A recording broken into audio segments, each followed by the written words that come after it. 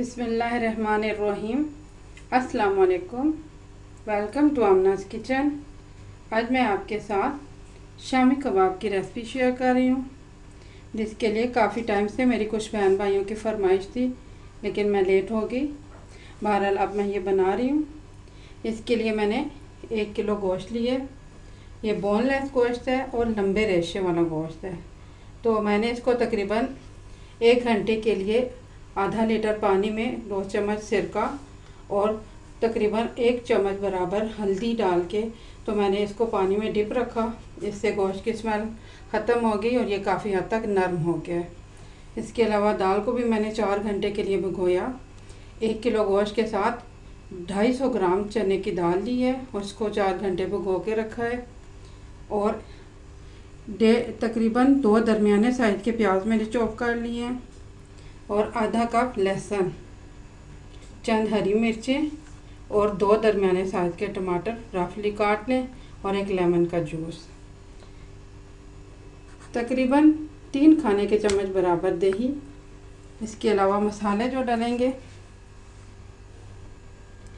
1 teaspoon बराबर लौंग, 1 बड़ी इलायची, दालचीनी के 2 टुकड़े, तकरीबन 1.5 खाने के चम्मच बराबर ज़ीरा पाउडर, आधा चाय का चम्मच स्याह मिर्च, तकरीबन 1 खाने का चम्मच नमक, 1.5 खाने का चम्मच सुर्ख मिर्च पाउडर, आधा चाय का चम्मच बराबर हल्दी पाउडर और 1 खाने के चम्मच बराबर धनिया पाउडर।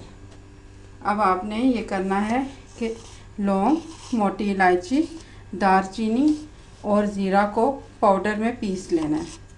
आप इनको अच्छी तरह से ग्राइंड करके पाउडर बना लें। अब बाकी का प्रोसेस करते हैं।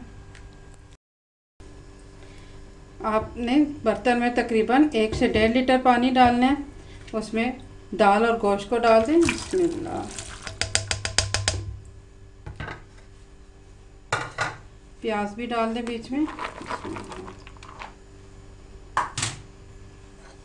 और लेमन को छोड़ के बाकी मसाले यानी लहसुन, टमाटर और हरी मिर्च डाल दें।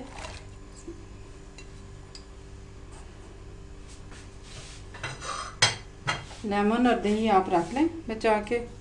आप हल्दी डाल दें। बिस्मिल्लाह। नमक, बिस्मिल्लाह।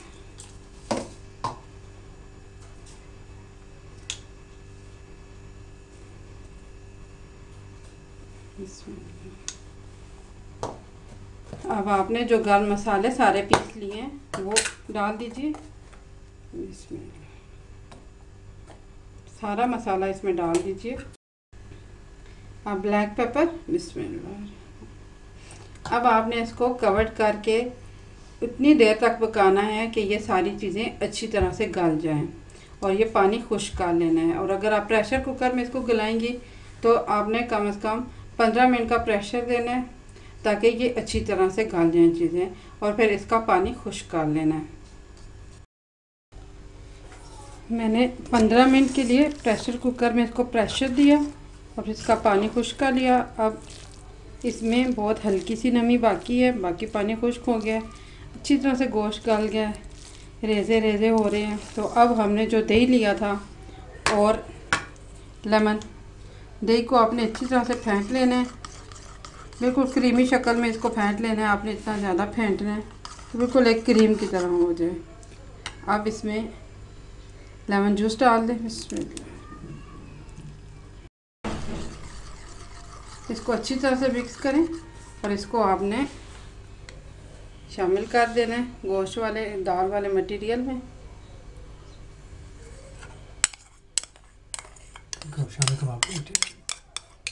इसको आपने शामी कबाब वाले मटेरियल में शामिल कर देना है। अच्छी तरह से पूरे बैटर में आप इसको मिक्स कर लें।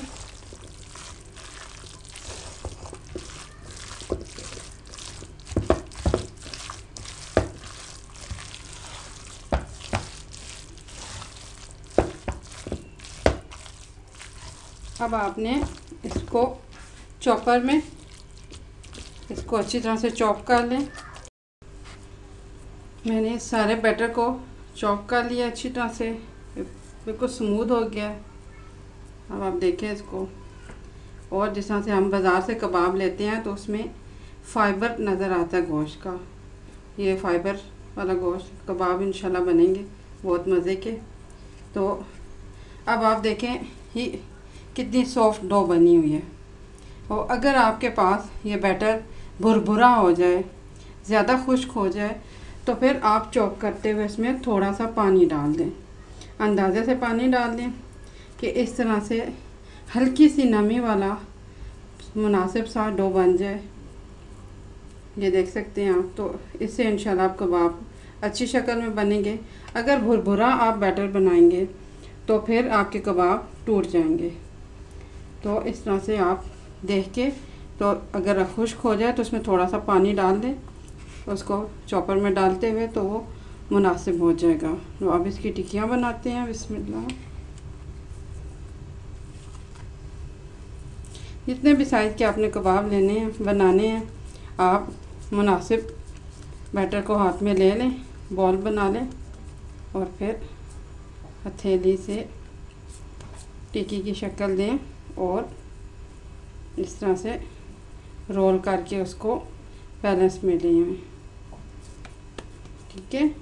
और अगर आपके पास मौजूद है ये कबाब बनाने के लिए ये सांचा मौजूद है, तो फिर आप इससे बना लीजिए, इससे ज़्यादा अच्छे बनेंगे।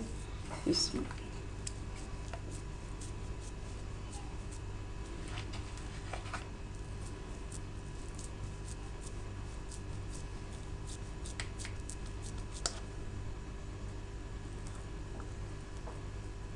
ये इस तरीके से आप बना लीजिए, बहुत अच्छे और स्मूथ बन जाएंगे।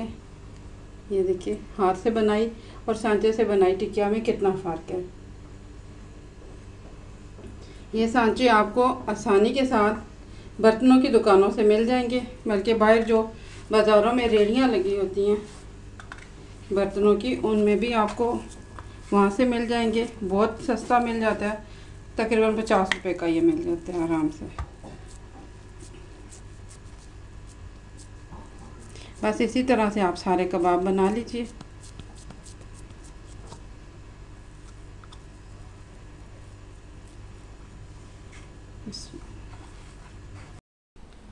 अब मैंने सारी टिक्कियाँ बना ली हैं। ये तकरीबन 1 किलो गोश्त और 1 पाव दाल चना से तकरीबन 40 कबाब बने हैं। तो ये सारी टिक्कियाँ मैंने बना ली हैं।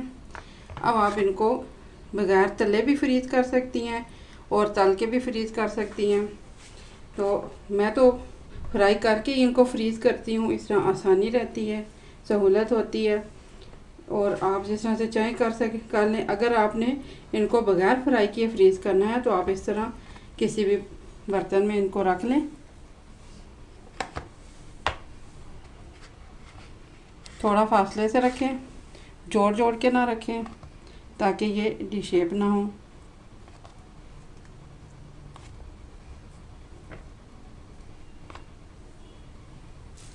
इनके दरमियान में आप प्लास्टिक शीट्स रख दें। ज़रूरी नहीं कि आपके पास अगर अच्छी क्वालिटी की बाज़ार की शीट्स नहीं है तो आप ब्रेड का पैकेट जो खाली हो जाता है उसको काट के भी आप बीच में इस्तेमाल कर सकती हैं।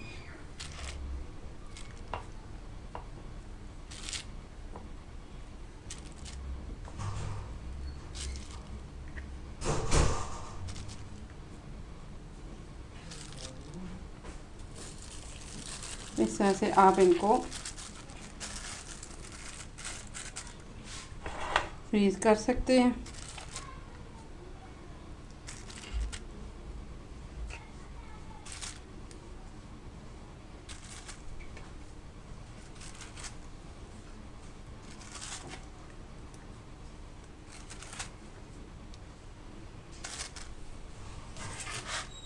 अब आप इसको फ्रीज़ कर लें।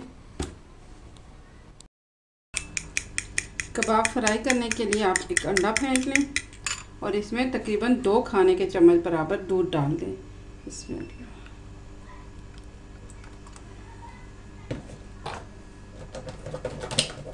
और इसको दोबारा अच्छी तरह से फेंट लें।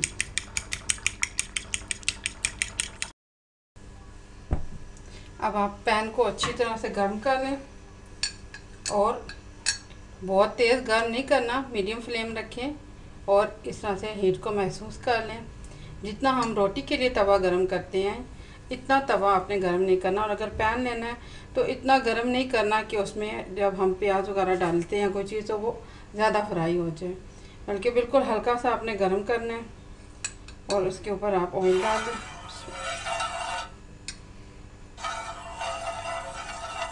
ऑयल भी हल्का सा डाल दें, और आप ये कबाब को अंडे में डिप करना है इसमें,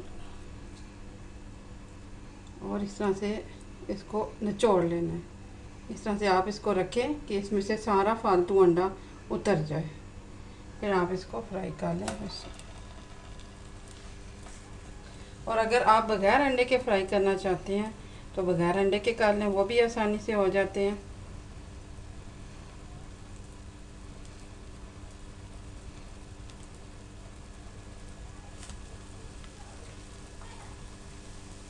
मैं कुछ कबाब बग़ैर अंडे के भी फ्राई करने लगी हूँ।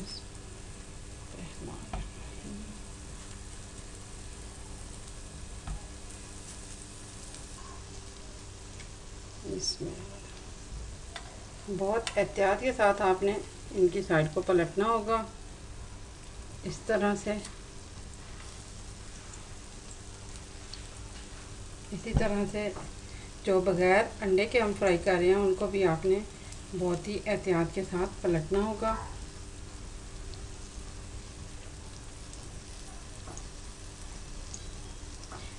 जब हम कबाब के बैटर में दही मिक्स करते हैं तो इससे कबाब बहुत ज़्यादा सॉफ्ट और मज़े के बनते हैं। आमतौर पे लोगों को कंप्लेन होती है कि उनका शामी कबाब बहुत कदर सख्त बनते हैं, तो वो अपने बैटर में थोड़ा सा दही मिला लें लेमन जूस के साथ, तो कबाब बहुत सॉफ्ट बनेंगे।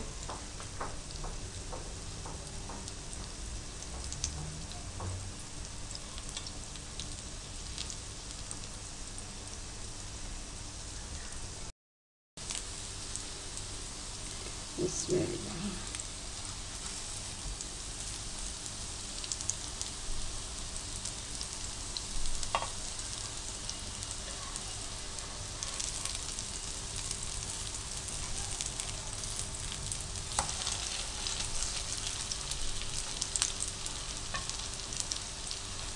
आप इनको एहतियात से उठाएं और एहतियात के साथ रुख पलट दें।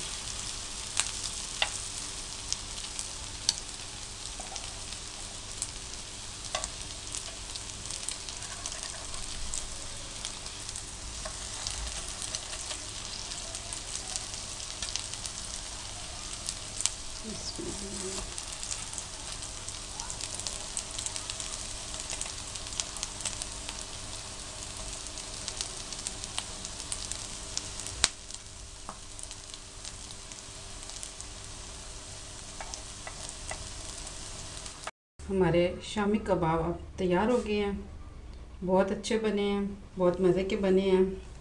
आप देखिए कितने सॉफ्ट और फाइबर कितना वाज़ेह नज़र आ रहा है। बहुत मज़े के घर के बने हुए कबाब यकीनन महंगे होते हैं, बाज़ार से हमें सस्ते मिल जाते हैं, लेकिन यहाँ पे हमारे पास ये यकीन होता है कि हमारे फैमिली जो चीज़ खा रही है वो अनहाइजेनिक तरीके से नहीं बनी हुई, बल्कि हमने इसमें सारे अच्छे इंग्रेडिएंट्स डाले हैं, साफ़ सुथरी तरीके से बनाया है। आप इनको फ्रीज़ कीजिए, ये बहुत दिनों तक महफूज रहेंगे। मेहमानदारी के लिए बहुत अच्छे होते हैं। मेरे घर में अक्सर ये फ्रीज़ होते हैं और मेरी पहली तरजीह यही होती है कि कोई भी मेहमान आया तो चलो मैं जल्दी से कबाब फ्राई कर लेती हूँ, थोड़ा चाट बना लेते हैं और मेहमान को सर्व कर देते हैं, तो बहुत सहूलत हो जाती है। इसके अलावा इसकी सबसे बड़ी जो मेन चीज़ है वो है बच्चों को, चूँकि ये अच्छे लगते हैं और बच्चे आसानी से शौक़ से खा लेते हैं, तो बच्चों के लंच बॉक्स का ये एक मेन आइटम है। और इसी से मैं मुख्तलिफ़ चीज़ें बच्चों को लंच बॉक्स के लिए बना के देती रहती हूँ, तो आप भी बना के महफूज कीजिए। हमें जो कबाब बाज़ार में मिलते हैं, बड़े बड़े फूड चेन्स पे बनते हैं, वो कबाब भी कीमे से नहीं बनते बल्कि गोश्त से बनाए जाते हैं, और गोश्त से ज़्यादा अच्छे बनते हैं, मज़े के बनते हैं। इनमें बहुत प्यारा सा ये फाइबर नज़र आ रहा होता है, बहुत अच्छी लुक देता है कबाब को। तो अक्सर सबका शिकवा यही होता है कि हमारा कबाब बाज़ार के कबाब जैसा नहीं होता। तो वहाँ पे यही मसला होता है कि हम घर में कीमा डाल रहे होते हैं, बाज़ार में लंबे रेशे वाला गोश्त इस्तेमाल किया जाता है, जिससे बहुत प्यारी लुक आती है कबाब की, बहुत मज़े का कबाब बनता है। दूसरा आप ये देखें कि ये कितना सॉफ्ट है, लेकिन ये बिखरा नहीं है कबाब। इसको ये सॉफ्टनेस दही ने दी है, दही से बहुत अच्छा जायका बन गया है, बहुत सॉफ्टनेस आ गई है और कबाब बिखरता भी नहीं है। इंशाल्लाह बहुत अच्छे बनेंगे, ज़रूर बनाइएगा, दुआ में याद रखिएगा। मेरे चैनल को सब्सक्राइब कीजिएगा। अल्लाह हाफ़िज़।